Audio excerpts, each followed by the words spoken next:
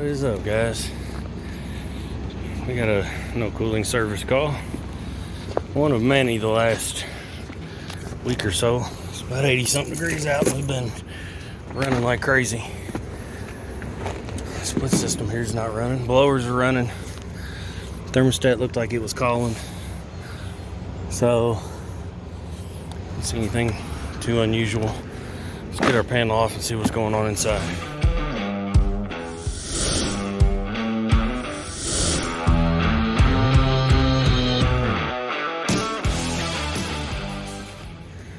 So nothing too far out of the ordinary. Contactor doesn't look bad. I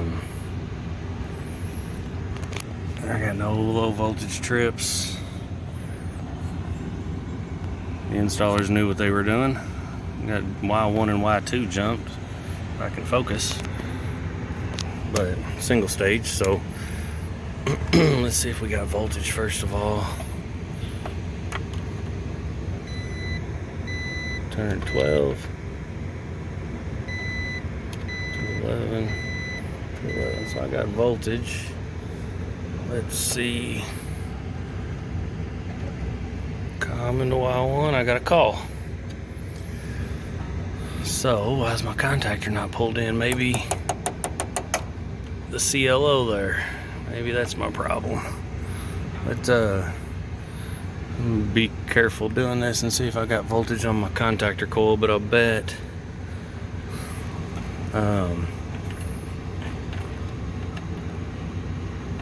this has got us locked out.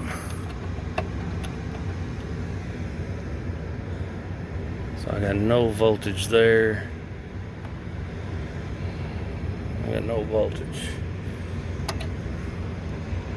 Alright, so let's dig in a little bit and see what's going on with this. So before we go too much further, I've got, check our rotation.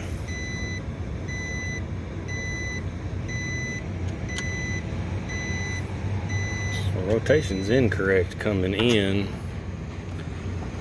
but we can see we got black wire, yellow wire swapped from the bottom to the top, so they corrected it on that side. So before we go do anything, let's go check our compressor and make sure everything's good over there, nothing burnt up. Coil's kind of dirty.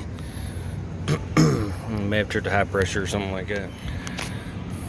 So everything looks fairly normal here. No burnt wires or anything too crazy. Fan motor spin, both of them. Got some wires rubbing, I don't like that, but I'm gonna have a high or low pressure switch tripped, I would assume. I'm just looking around for anything else. We may have a fan motor not working. Capacitors don't look blown up or anything, but that don't mean nothing. So let's put that back on. And then we'll check our high and low pressure switches and see what's going on there. So my low voltage, low pressure switch goes straight down to the low pressure switch and then back up to my CLO. High pressure switch, this runs through number 3. Okay, so that's the discharge, and it's been removed because I'm not getting voltage back on this either. I'm not getting voltage back on my low pressure or my discharge limit. So my low pressure's open, obviously, because it should have some voltage coming back because I got voltage going into it. So we might be out of charge. I still haven't seen what they've done to bypass that switch. Is on the other side.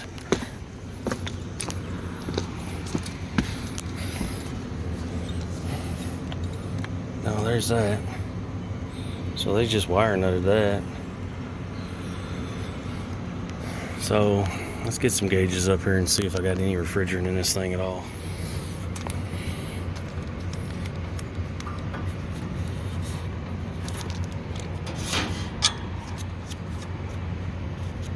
Well, that's not a good sound.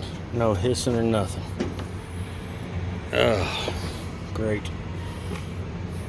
I don't know if the discharge limit went bad or what, but they left it for me.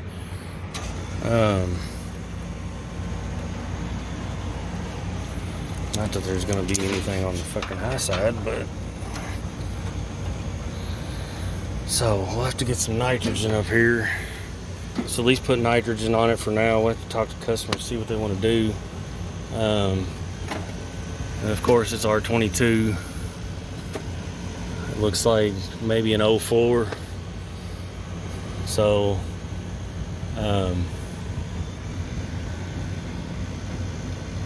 it's gonna hold a good amount of refrigerant, I would assume. It's a 5-ton, I think. So let's get some nitrogen, put some pressure on it, see if we can see anything.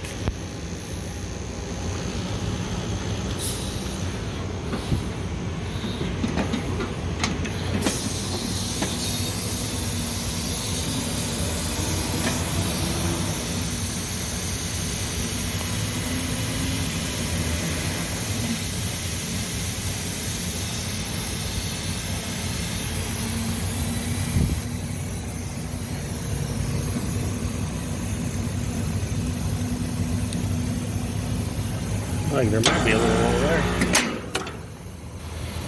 Always turn your disconnect off when you're charging with nitrogen. The low pressure switch closed, we know that.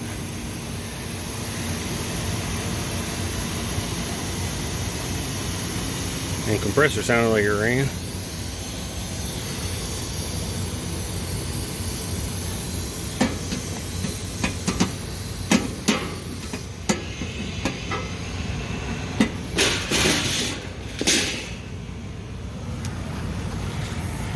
It is that ball valve right there.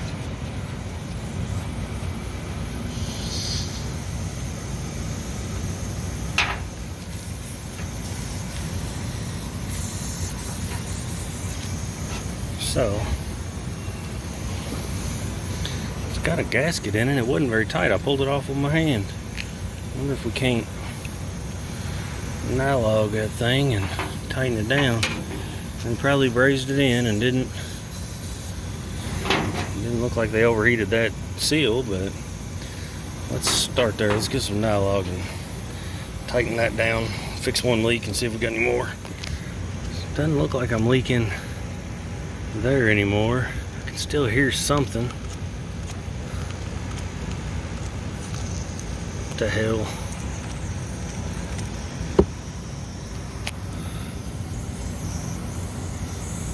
This thing got all kinds of leaks. That's on there tight too. Another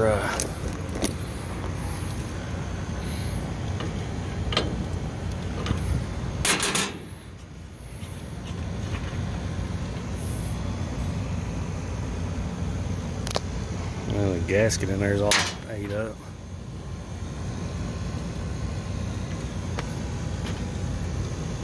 So they may have pressed it with that. I don't think it's leaking anymore.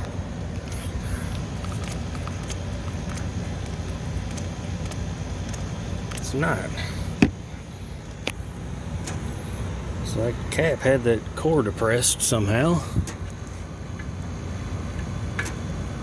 That is a core max.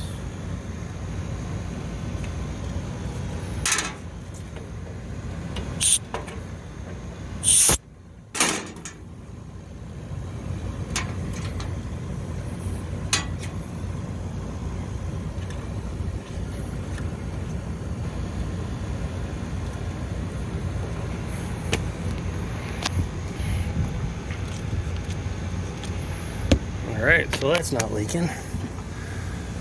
Sitting about 100. Well, let's sit for a few minutes and see. Still gonna have to go talk to customers, see what they want to do. Probably gonna want to convert it, I would assume, as long as we don't find any more leaks, to something different.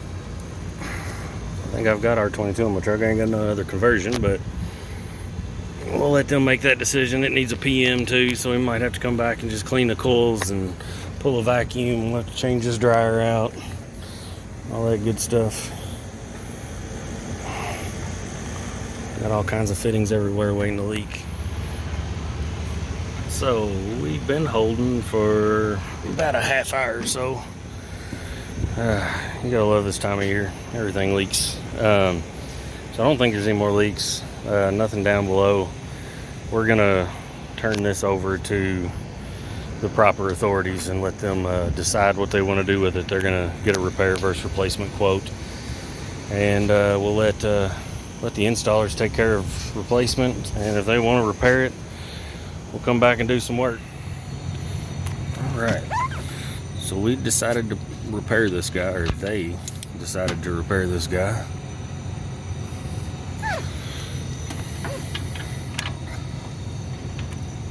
This has been sitting for 24 hours.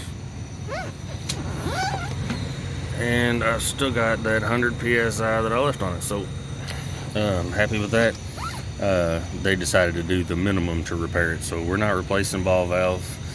They've been told what they got. They're just trying to get through a season. I think they're going to change this thing out. So I've never seen one of those cores leak like it was. I may go ahead and change that core max just to be safe. This one wasn't leaking, but with the new caps, the old cap, it was like the gasket was rotted out. It was like hardened and cracking and stuff. And it looks like maybe it pushed up in the cap enough to where it was depressing that a little bit. I've never seen that before. Usually they just continue to leak. So, nonetheless, no sight glass. We're gonna put a dryer in and pull a vacuum and charge this guy up. And they said basically they don't care. They just want it to work. Use whatever refrigerant I want. So leave it in the comments now. Don't wait till the end. What refrigerant do you think we're gonna use? So customers saving a buck by just trying to repair this thing to get through the season. We're still gonna do everything the right way, as right as we can. We got our valve core removed. We've got everything piped in. Deburred all my pipe and cleaned it up. You can see when they installed this, they just shoved the copper right in there. So it is what it is. It worked like that for a long time. But we got everything cleaned up and ready to go. So we're gonna purge with nitrogen, braze this guy in, and then we'll start pulling a vacuum. Liquid line was leaking. Probably gonna go ahead and pull this cap. It's not as loose as the other one, but I'm gonna pull it and get some nylog on it, make sure we don't have any more leaks. And then I've got 2 core max. We're gonna go ahead and replace both core max fittings. All right, so got everything brazed in. Looks pretty good. We didn't burn the paint off.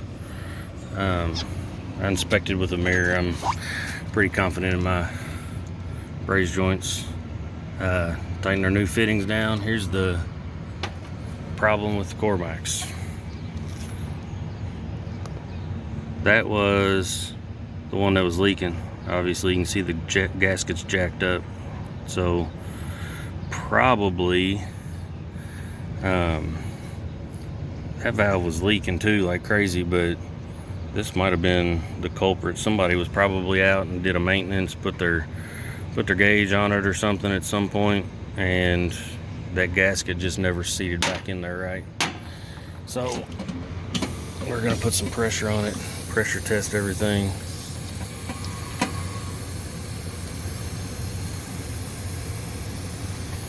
I'm running out of nitrogen. So we'll get some pressure on it, make sure we ain't got no leaks. We'll spray everything down with bubbles. I went ahead and tightened that up with some nylog too. We'll see where we get. We'll let it sit for a little while, and then we'll start pulling a vacuum, charge this guy up. So we sprayed everything down with bubbles. Don't see any leaks. It's a good sign. I got no leaks on my fittings here. Had just enough nitrogen to get about 50 PSI on that thing. And we've been holding for, I don't know, 15 minutes or so. I'm gonna let it sit a little bit longer while I'm getting my vacuum ready. No power up here, so we're gonna use the Widowmaker. We'll get in the disconnect and get that connected. then we'll start pulling a vacuum, clean all our stuff up, and I gotta go get some truck stock because I'm about out. I ain't even had time to take a breath yet this summer.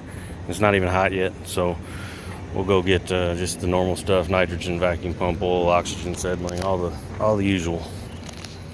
All right, so we got our vacuum set up. I am pulling through my gauges. I know, tell me I'm terrible.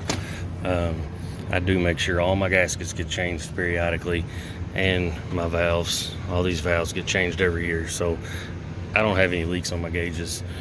We've got our micron gauge hooked up here with the valve core out. I'm not going to depress any core max unless I have to, so we can isolate my vacuum and get an actual reading. We should be ready to go. Put that on. Do got power and ground. 230 volts, one leg to ground makes 120. So make sure you're doing 230 and not 480, because that will not work. And we're gonna let her pull for a little while I go get some stuff. Make sure everything else is tight. And then I'll be able to purge my hose. This hose will have a vacuum on it. And then when we charge it up, I'll go ahead, once I get pressure on this side, we'll put a valve core in, hook our suction gauge up, and then maybe we'll superheat and subcool it with the analog today. See where we're at. I don't think it's gonna be perfect anyways. I kind of blew off my coil and brushed it out, so it's not too terribly bad.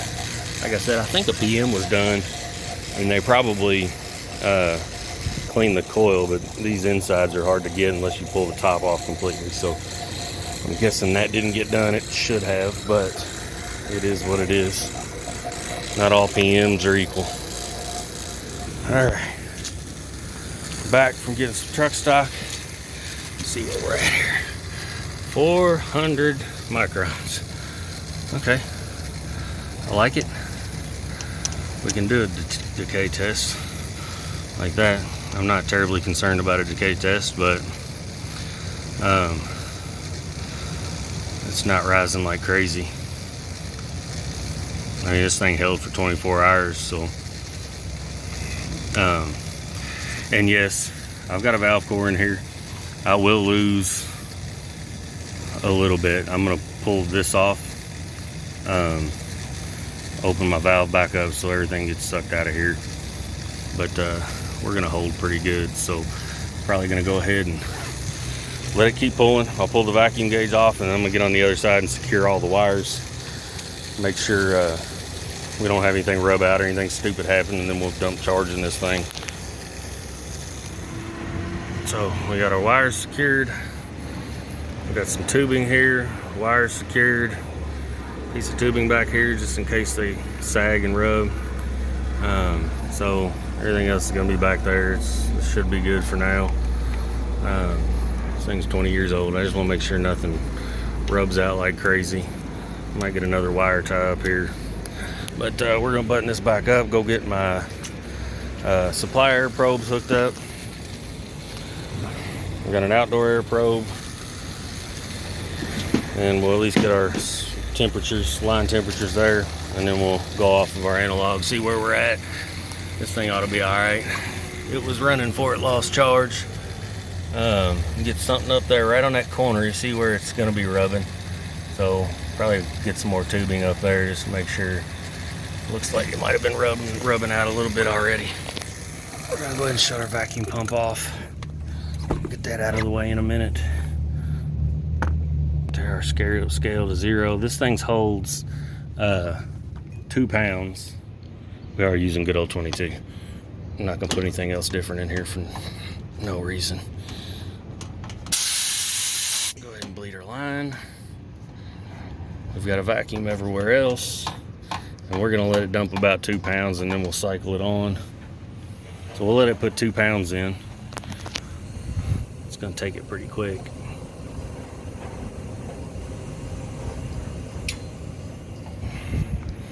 We heard the pressure switch close. So I'm gonna go ahead and get a valve core in, get my suction line hooked up, and then we'll start this guy up, see where we're at. So now let's hit the switch, Cross our fingers. Well, that's not what I expected.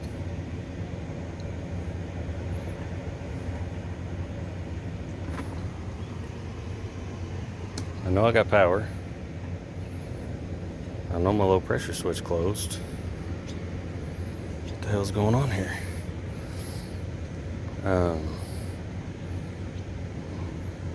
Thermostat should have been calling. I got one of those damn Ecobee thermostats, so let's make sure we got a call and see what happens from there. So I do have a call. Wonder if that's not a time delay on that CLO that's in there. So we'll give it a few minutes, see if it comes on. I'll pop that panel off and make sure everything looks good in there. Well, you big dummy. It's been a few days, so I forgot that I disabled it. Make sure nobody turned the cooling on. We can see we feed low pressure switch. Y1 goes out into the low pressure switch, out of the low pressure switch into terminal 2, and then out of terminal 2 under normally closed contact through our high pressure switch, and then into the contactor. So if we do this carefully, it ought to come on.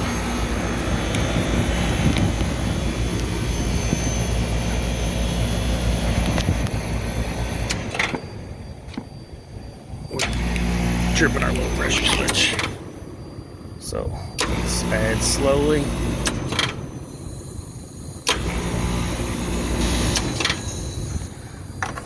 Alright, let's go ahead and I'm going to dump a few more pounds, that way I can stop tripping my low pressure switch and see if it won't stay running. Now we're getting somewhere. We're still low, but it took a little while to get there at 11.5 pounds. Still flashing. Gotta keep on ahead and see how much this thing takes.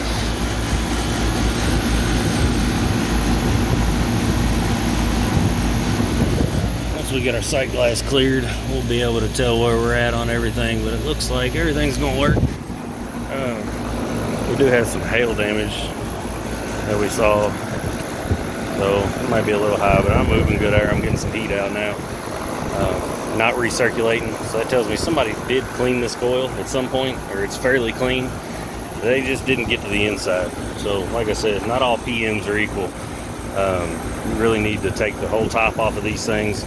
They made them a pain to clean because you got to take the top off and you got to split 2 coils, but it's going to be clean enough for now. We'll get that sight glass cleared and see where we're at.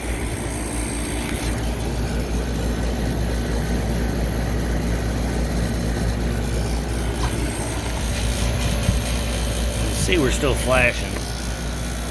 I got 13 pounds out of this tank. That was my partial. They left it up to my discretion, so it's gonna be all right. It's not restricted or anything crazy.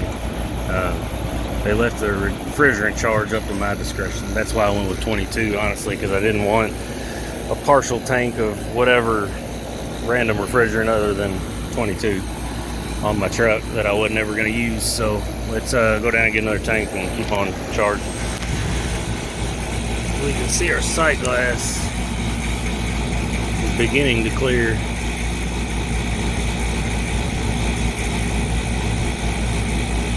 It's going clear periodically. We're still not quite there. I've got about 100 degrees saturation, about a 96 degree line. So about 4 degrees of subcooling.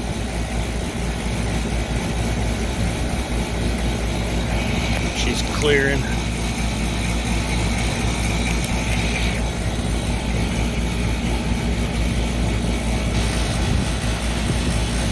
And we'll watch it get down to temp before we call it good. Make sure its sight glass stays clear.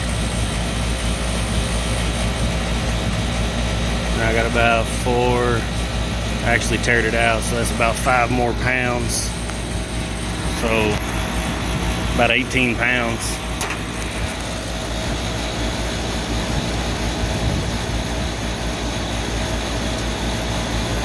Maybe a little low on our suction. we're gonna watch it for a little while right now. Let's see, 97. This ain't gonna be perfect. And 105, a little less than 5. 97. We'll say 103. Still coming down, so we'll let it all settle out and run for a little bit and see where we're at. We'll check our superheat and subcooling. So we still haven't cooled down into space, so we're gonna run a little bit higher on everything. I'm a little below 60 psi. So look here, 60 psi. Where are you at? 60 psi puts me probably about 34 degrees. I've got a 57 degree line, so 34. So that's like a 23 degree difference. So that's 23 degree superheat, which I got a high load right now, so that would be normal. I'm at 93 degrees on my liquid line. We are about 210. So we look at our PT chart, 210, we'll say 211, 105 degrees. So 90 and 105, we'll say 104. So I'm about 14 degrees subcooling right now. We're gonna let it cool down and check it again once it's about satisfied. So I've got a 20 degree temp drop. So that's almost perfect.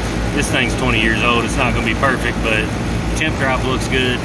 We're gonna monitor our superheat and subcooling, but like I said, high load right now. Superheat's gonna be up a little bit.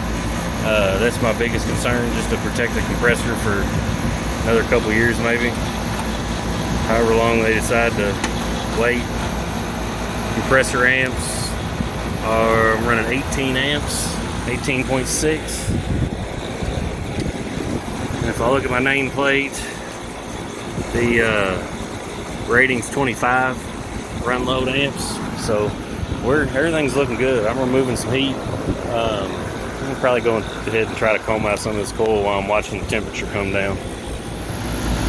Alright, so we kind of knew none of this was going to be perfect, but I'm running a little low on my suction. We're getting close to temp. I'm about 73 degrees in the space. I've got it run down to 70 just to get it to run. They keep it on 73. So I'm maybe 56, 58-ish. Which is gonna put me down close to that freezing mark. So, like we said, 60 PSI, we're at 35. So we're right around that 33, probably 34 maybe. And we got 57 degree suction line. So I'm running about 23 degree superheat or so.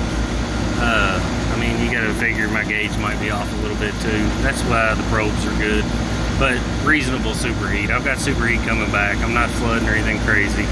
I've got an 87, 88 degree liquid line, and I'm running about 200 PSI, which is about 100 degrees. You can see here at 200, yeah, 196 shows 100 degrees. All these are a little bit different if you look at different, but anyways, 90 degree liquid line, 100 or so saturation. Like it bumped up a little bit, probably because of my coil. So I'm running 10 to 12 degrees subcooling. I'm happy with that. I'm about 90 degrees outside. Combed my coil out. Some of it was too far gone to do anything with, but the rest of it we got combed out. This side turned out pretty good. So everything with this corner's about bent in too bad. So we're gonna call it good. They know what they got. This thing's 20 years old. It's not gonna be perfect. The TXV is mounted inside that evaporator, and I'm not getting in there to try to adjust it for a couple degrees superheat. I'm happy with it right now. If it gets them through a few more seasons till they can replace this thing, they kind of know what they got. So leave a trade better than you found it, guys. Leave me a comment, and we'll see you guys next time.